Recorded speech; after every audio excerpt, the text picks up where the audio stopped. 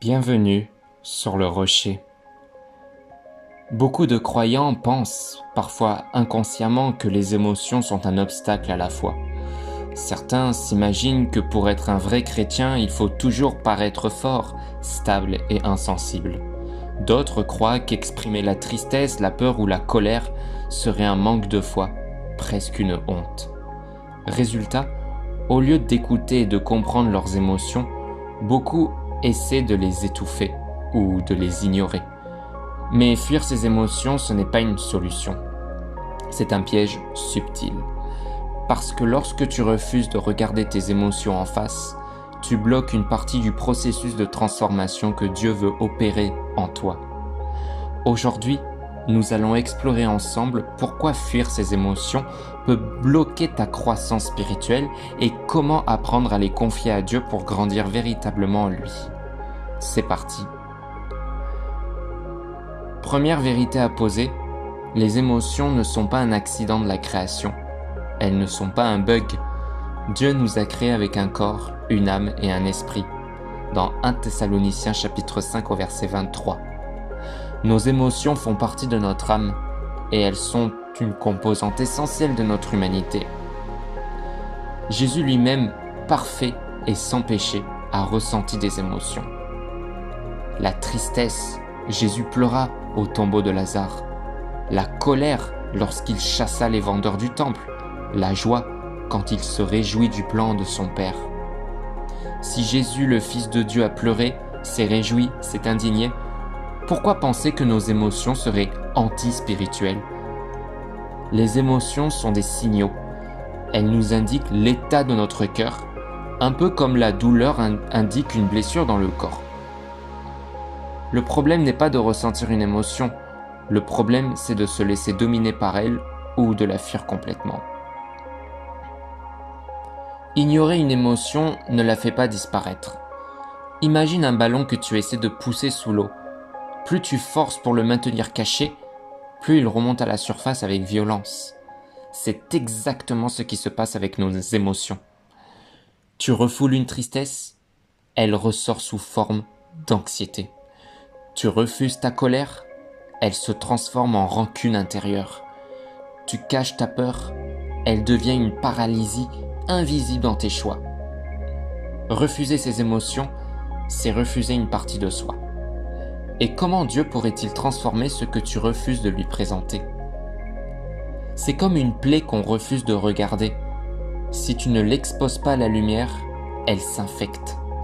Fuir ces émotions, c'est rester en surface. C'est entretenir une façade spirituelle sans jamais laisser Dieu toucher les profondeurs de ton être.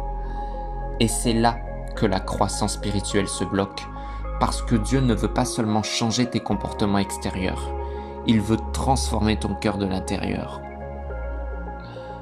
La Bible est d'une honnêteté radicale avec les émotions humaines.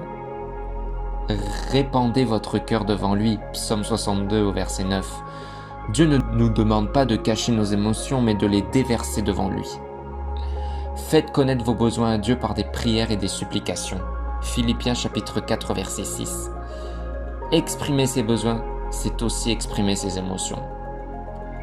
Regardons l'exemple de David. Dans les psaumes, il passe de la joie débordante à l'angoisse, de la confiance totale à la peur la plus profonde. Et pourtant, c'est dans cette authenticité émotionnelle que sa relation avec Dieu s'approfondit. Même Jésus, à Gethsémanée, exprime son angoisse au Père. « Mon âme est triste jusqu'à la mort » Matthieu chapitre 26 verset 38. Il n'a pas fui son émotion. Il l'a amené devant Dieu dans la prière. La Bible ne spiritualise pas nos émotions. Elle nous apprend à les vivre avec Dieu. Concrètement, comment faire ? La première étape est d'oser nommer tes émotions. Je suis triste, je suis en colère, je suis découragé. Ce n'est pas un manque de foi, c'est une vérité intérieure. Dieu veut entendre ce que tu ressens. Pas seulement tes prières bien formulées, mais aussi tes cris, tes soupirs, tes larmes. Les psaumes sont pleins de ces prières brutes, authentiques. Ne reste pas seulement dans l'émotion brute, mets-la en face de la parole. Ta peur? Dieu est mon refuge et ma forteresse. Ta solitude? Je ne t'abandonnerai jamais. Ton découragement? Ceux qui espèrent en l'Éternel renouvellent leur force. L'Esprit de Dieu ne supprime pas tes émotions, il les transforme.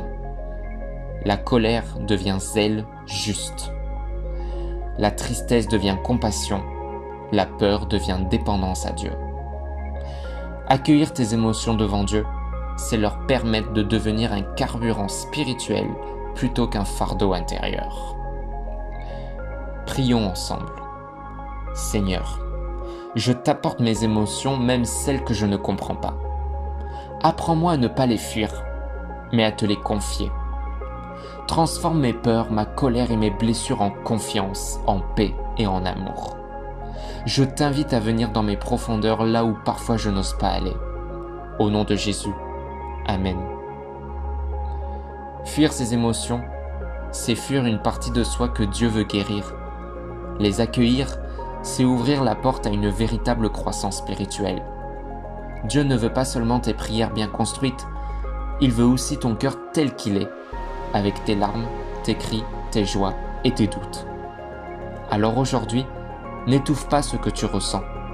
Apporte-le simplement au Père et laisse-le transformer ton être tout entier. Si ce message t'a touché, prends un moment aujourd'hui pour écrire ton émotion dominante du moment. Mets-la en mots, puis cherche un verset qui vient y répondre. Et rappelle-toi, tes émotions ne sont pas un obstacle à ta foi. Elles sont une invitation à une relation plus vraie avec Dieu. N'hésite surtout pas à t'abonner et on se retrouve demain pour une nouvelle méditation biblique.